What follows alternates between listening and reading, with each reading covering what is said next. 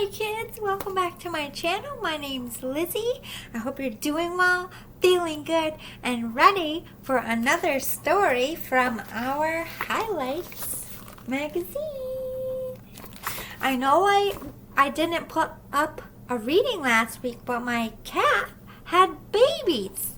She had baby kittens, and I had 5 baby kittens that I had to take care of, and a couple of them were very sickly, so all week I was just focused on the little baby kitties. So I'm really sorry I didn't put it out last week, but I didn't expect the babies to come. I didn't even know my kitty had babies in her belly. It was a big surprise to everybody. But Kitty is doing well, all the babies are doing well, so I'm back to read you another story. Are you ready? Okay, if you like these, you want more of these in the future from Highlights magazine, you want me to keep buying them and keep reading them, I totally will. All you have to do is hit the thumbs up below and I will continue on in our story journey. Alright, today we are reading The Fastest Game on 2 Feet. It looks exciting. Looks like lacrosse. Very, very exciting sport around where I live. I'm from upstate New York, where a lot of Native American tribes are from, and Native Americans invented lacrosse. So lacrosse is huge up here, as well as hockey. But the Native Americans didn't invent hockey. Alright, so fastest game on 2 feet. Get comfy, get a drink, get a snack, hit the pause button now. If you gotta go potty, now's a good time. If not, let's get into it.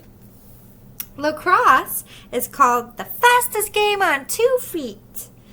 But everything slowed to a crawl as Kyler and his teammates fought for a ground ball, trying to gain possession for the Dolphins. It had dropped to the ground after bouncing off the stick of the other team's goalie. As a midfielder, or midi, Kyler's job was to get the ball to the attackers on the offensive side of the field so they could score. He reached the ball first, but failed to scoop it up when he aimed his stick too high. Dang, it's like he's trying. You gotta have your stick like this. You gotta turn it like this. You gotta like scoop it. You know what I mean? Scoop it. It's really hard to do it fast. I was not very good at lacrosse. I tried really hard. And I can't see it to catch it. When they throw it that fast, I'm like, ah! It goes really fast. It's it's not as big of a ball as you think. And when they throw it down the field and it's white, it's difficult. Alright, so, where was I? He spun around for a second attempt, but now several players crowded around the ball, some even standing still as they tried to rake it towards themselves. Who in the drama? Don't rake it, Coach shouted. Scoop it.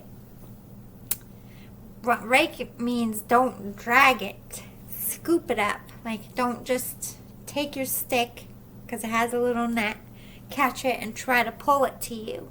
You want to take your stick like an ice cream scoop and scoop it up and run. That's what it's saying. Don't rake it, scoop it. Parents were shouting too. Someone get the ball. Who's going to get it? I don't know. The parents are going crazy. Oh my God, I already read that. Someone did, but it was a midi from the other team. Oh no. Leading a fast break, the midi sprinted downfield and bounced a shot past the Dolphins goalie to take the lead 3-2. Oh no. The game ended a minute later, and Kyler felt bad knowing he caused the turnover that resulted in their loss. Maybe I should quit lacrosse and just play soccer, he thought glumly.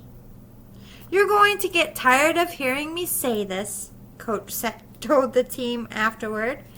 But ground balls win games. That's why those guys won. The team that comes up with more ground balls has more chances to score. That's something we have to get better at. Guess we'll be working on scooping ground balls next practice, Kyler's friend AJ said on the way home. Kyler wondered if he'd ever get the hang of it. You have to get low to the ground. Slide the pocket of your stick underneath the ball just before reaching it, and then come up like a scoop, not a rake. It's really hard. Everybody wants to rake it. Everybody. Do the scoop, kids. If you ever play lacrosse, scoop it. Remember it. Alright, so, or field hockey. Same thing. I keep losing my spot because I'm bumping my gums. Are you home like this? She always loses her spot. Or mispronounces words. I know. No gold star for me today, kids.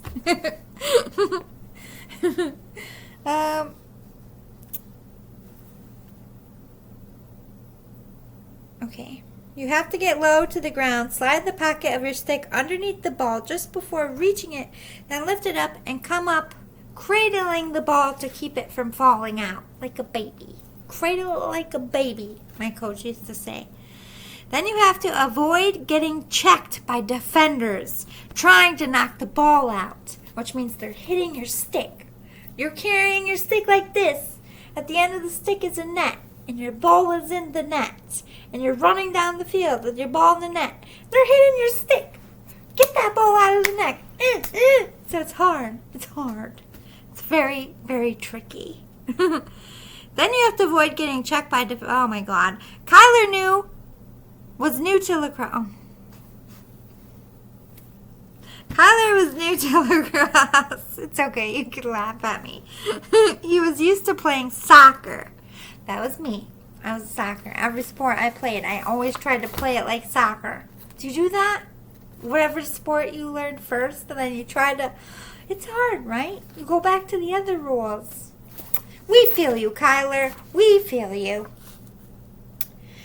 It still felt unnatural to use a stick instead of his feet to control the ball. At practice that week, Coach came up with a drill that included a ground ball situation, like the one they'd experienced in their last game. When it was Kyler's turn, he was supposed to scoop the ball, dodge a defender, and pass to a nearby offensive player. Look to pass right away or run away from the pressure. So if someone's coming at you and you don't see anybody, you gotta run. If you see someone, throw it. If you have time.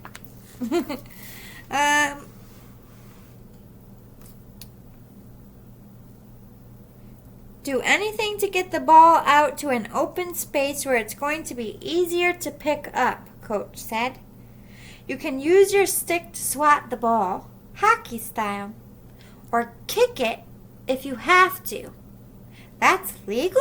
Kyler asked. There goes your soccer skills. Yes, it is. You just can't touch it with your hand. Sure, you could even kick it into the goal and it'll count. As their next game approached, Kyler grew more anxious. The Bobcats were known for winning ground ball battles. You can do this, Coach told the Dolphins on game day. There they are, all nervous. Oh God, oh God, oh God, oh God. We got this, guys. We can do it. Pep talks. You've been practicing hard all week. Once play began, did I skip a page? Oh, the coach was talking. You can do this, Coach told the Dolphins on game day. You've been practicing hard all week. Once play began, Kyler's pregame jitters lifted, replaced with excitement. But the Bobcats were determined. It seemed every time there was a loose ball on the ground, one of them was there to pick it up. The Bobcats had controlled the ball for most of the second half when the Dolphins suddenly rattled off a pair of goals. Nice. Putting them ahead 6-5. Woohoo! Go Dolphins! The Bobcats answered with a goal of their own, tying the game. Oh no. Their midi won the resulting face-off, but a Dolphin defender forced him to make a bad pass, which Kyler intercepted and dropped. Yikes. Ball! Someone yelled. Kyler wheeled around. Suddenly, a bunch of players were scrapping for the ball. This time, Kyler's soccer brain took over. Use your feet, it said, echoing coach's advice. Kyler kicked the ball into the clear, sprinted after it, and scooped it up. But a defender was already jabbing at Kyler's stick. Kyler faked to his right, then dodged left, and ran around him, charging into the Bobcats' offensive zone. He spotted AJ behind the cage and fed him the ball. AJ shifted back and forth, playing cat and mouse with the defense. With a burst of speed, he changed direction. Now, one step ahead of his defender, he spun around the left side of the crease and tucked a backhand shot into the goal, making the score 7-6. You were using your head out there, Coach called to Kyler. And my feet, Kyler thought with a grin. He raised his stick to celebrate his first assist. Lacrosse was going to be okay after all. The end. They win. Good job, Kyler. Look at him making the game. Woo! See? Listen, I played lots of sports, and I messed up a lot in games.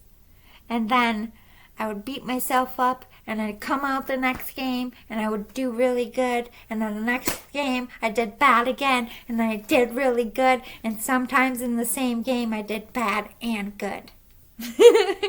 It just happens. Games are meant to be played in the moment. Leave it out on the field and just think about your next game and take the lesson from it like Kyler did. I can use my feet. Big game changer. Now we knew what to do. All you got to do is learn how to get yourself out of your last situation so the next time it comes around, you're like Kyler and you win the game or you score or you do an assist and the crowd goes wild. I love you all. Be good. Pay attention in school. It's almost over. I think your schools are ending either next week or this week, right? Can you believe it? A whole school year? Did you get to go to school the whole year? Or were you homeschooled a little bit? Is it nice to finally, be back to normal? And what are you going to do this summer? Put it in the comments if you can write or have mom help you or dad. I hope whatever you're doing, it's going to be fun. But I don't know why I'm trying to end it there because I got one more page for you. I forgot. We're learning about bees, I think. 5 questions for Malika Umer. She went from fearing bees to helping them. This is her right here. Pretty girl right here. So, Micaiah? I'm sorry.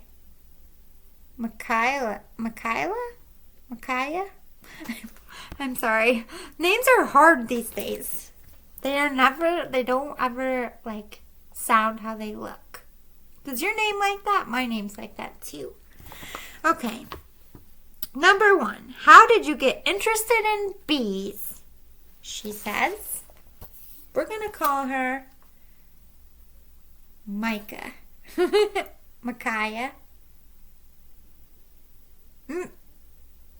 Umer Jr. Let's call her that. When I was 4.5, I got stung by 2 bees in 1 week. I became scared of them, but my parents encouraged me to learn about bees instead of fearing them. Ouch! 2 bees in 1 week? That's rough. I'm allergic to bees. So when I get stung by a bee, I have to get a shot. Yikes. 2. What did you learn? I became fascinated by bees and all they do for us. Not only do bees pollinate our crops, but they also help pretty flowers grow. And they make delicious honey. But they are dying at alarming rates. I wanted to help them. Why make lemonade? Around that time, I found my great-granny Helen's flaxseed lemonade recipe. I planned to try it and sell the lemonade to buy a doll I wanted. Then my family heard about a children's business fair. I thought, what if I entered it and used the recipe to help honeybees? I gave the recipe a twist by adding honey and mint. What started as a lemonade stand in my front yard and at a youth entrepreneurial events 12 years ago has grown into a national brand, and our mission is still to help bees. Oh, wow! How do you help bees? I like to say, buy a bottle, save a bee. Because a portion of my sales goes to help bees. To do more for our fuzzy friends, my family and I started the Healthy Hive Foundation, a nonprofit dedicated to increasing bee awareness. Number 5. What do you say to kids who want to start their own businesses? Continuing to dream big and keep on believing, you can make a difference in the world while also making a profit. I talk about this in my book and at speaking events. I share my story with the hope that I can help the next generation of change makers. That's beautiful. Michaela. I think it's Michaela. I finally got it. Michaela. And her book is called Be Fearless. You want to pause it and write that down? You can go to the library and see if they have it, or to your local bookstore. That's wonderful, Michaela. I love it. Yes. Dream big, kids. The world is limitless. You can literally do anything if you put the work in and you work hard. Doesn't matter where you're from. It doesn't matter where you gotta go to get there. If you put the effort in, you will get there. And you will get it done, and you will learn, and you will be the best that you can be at whatever it is you want to be. Don't want anyone to tell you you can't do anything. Only you can tell yourself that. And you know what you should tell yourself? I can do it! Yes, I can. I love you all. See you next time. Be good. Bye.